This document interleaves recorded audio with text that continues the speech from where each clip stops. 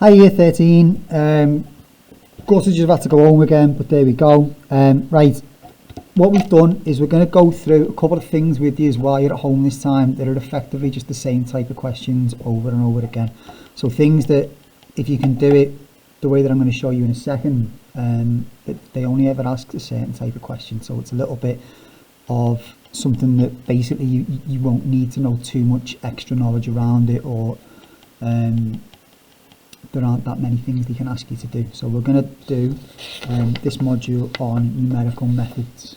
Okay, I'll ask about sending this home, but I will print them off and leave them at reception as well. So if you want to kind of come in and grab them, or you can get someone to bring them home for you, that's sound. If not, you can either print them off, or you can just have a little look and then have a go at, sort of just in your books basically. So locating roots. Remember that roots, what it's talking about here, root of a function is where it crosses the x-axis.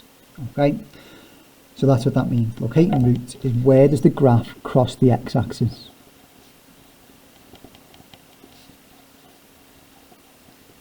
And we see this usually where if we think about a quadratic, we have ax squared plus bx plus c will always equal 0. So that's what that means. Crossing the x-axis is where the thing equals 0. Okay, so that's what all of this is about.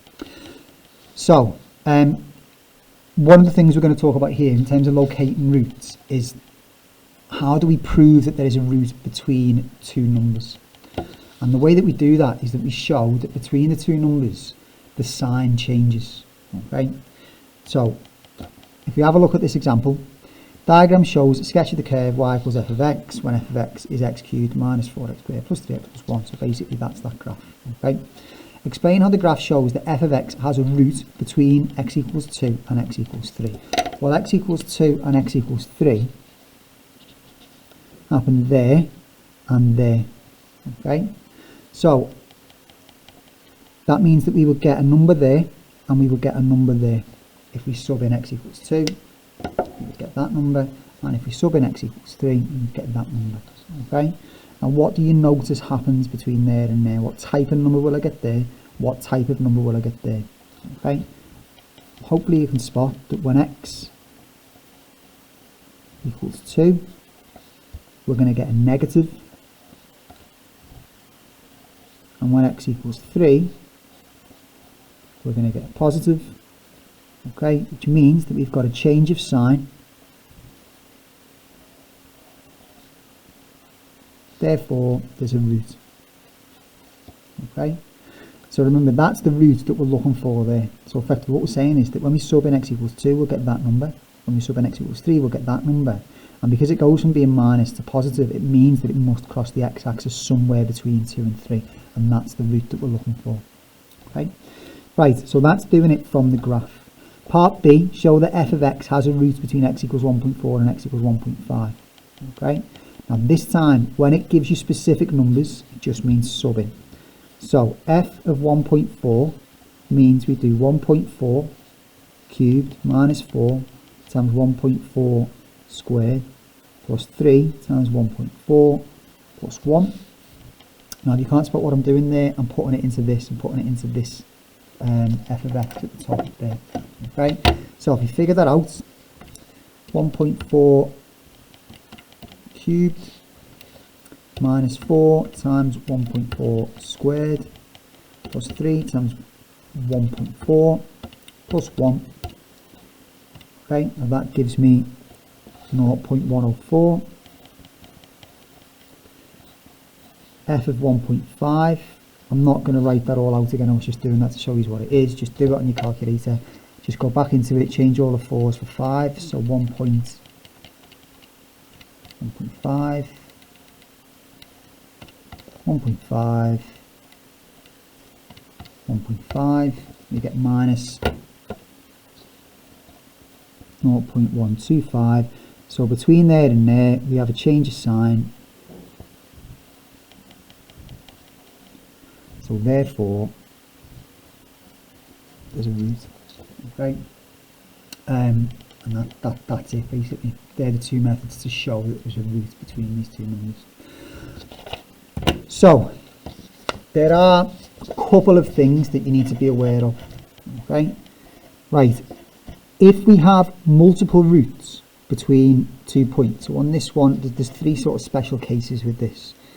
The first one is when there are multiple roots. So if I sub in A there, I will get a positive answer. If I sub in B, I will get a negative answer. So what we would have written up here was therefore there's a root, but hopefully you can see there, well, there isn't just one root there, there's 1, 2, 3 roots between A and B there. So just be aware of that happening.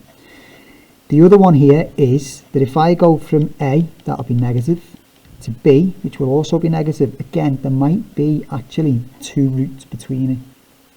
Usually if we go from a negative to a negative, it means, right, well, they're both on the same side of the x-axis, so therefore there's no root between them, but there might be 2 roots between them. So that's the second one. And the third one is when you've got inverse things, or, you know, any asymptotes basically anywhere on the graph. And an asymptote is somewhere where the graph will never ever reach. Because if you think about it, if you go from A, that's going to be positive there, to B, that's going to be negative there. Nowhere in between those 2 points does this graph cross the x-axis. This will go off infinitely up that way, but never ever reach that dotted line. And this will come from infinitely close to the dotted line, but not reaching it up this way. So at no point between A and B is it cross the x-axis there. Okay. Right. Have a little look at example 2. Hopefully, by the way, if you think you know what you're doing, please at any point stop the video and just have a go and come back to it.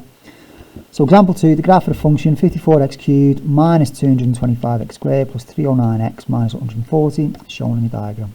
A student observes that f of 1.1 and f of 1.6, so f of 1.1 going to be down there somewhere, isn't it? And f of 1.6, which is going to be around about there, are both negative, and states that f of x has no roots in that interval. Explain by reference to the diagram why the student is incorrect.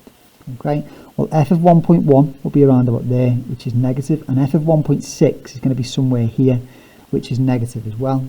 So you can see from the diagram quite clearly that there are 2 roots between there and there.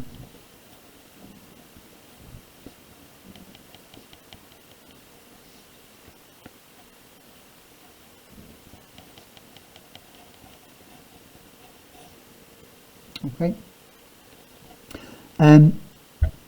They will only ever ask about that if you have a diagram to refer to. They wouldn't like just tell you that without the diagram and ask you to do it. Okay? They would always say, look, there's the diagram.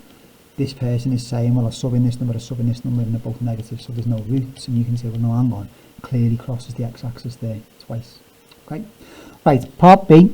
Calculate f of 1.3 and f of 1.5.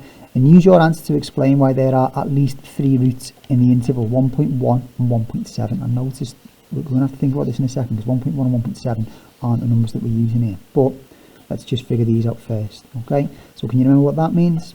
F of 1.3 means plug 1.3 into this thing at the top.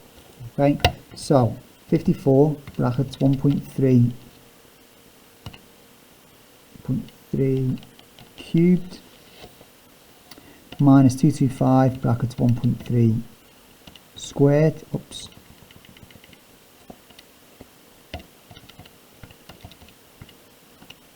plus 309 brackets 1.3 minus 140, and that gives me 0.088, and then go back in and change the 3's to 5's.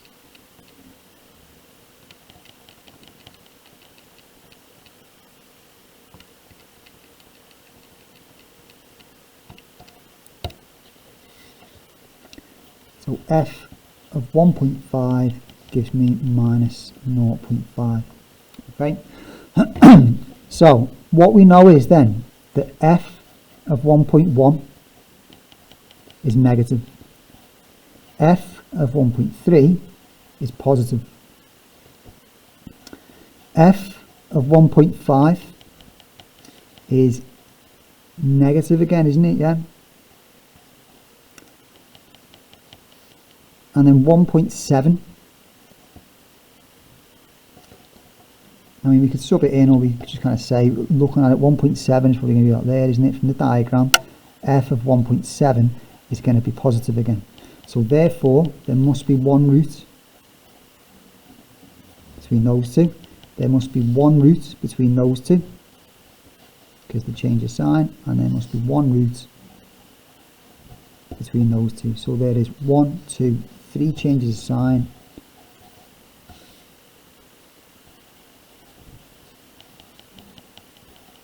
So therefore, at least